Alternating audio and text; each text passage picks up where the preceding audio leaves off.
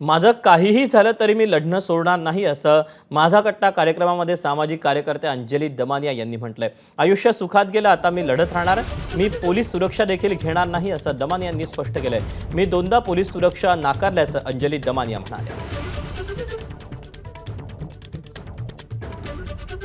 पण अर्थात ज्या लोकांशी तुम्ही लढताय ते कोणीच साधे नाही आहेत, तर जीवाची भीती तुम्हाला नाही वाटली कधी? वाटत नाही?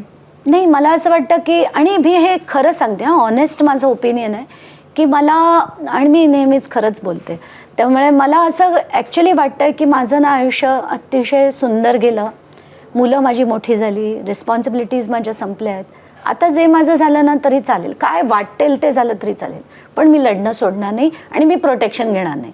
म्हणून 3दा मला पोलीस प्रोटेक्शन ऑफर करून सुद्धा मी ते लिहून दिलंय की मला नको। का नको? मी घेऊन काय करणार? जर तर एक पोलीस हवालदार माझ्या गाडीत बसणार, गाडी मागणं कोणी ठोकली माझ्यावर, तो मरेल। कोणी सांगावं की बाबा इंदिरा गांधीला होती, राजीव गांधीला होती, बेनझीर भुट्टोला होती, ज्याला जेव्हा मारायचं तेव्हा तो मारेलच। तर मला असं वाटतं की प्रत्येकाने, पोलीस कशासाठी आहेत तर लोकांसाठी आहेत, तर त्यांना त्यांचं काम करू द्यावं। एबीपी माझा, उघडा डोळे बघा नीट।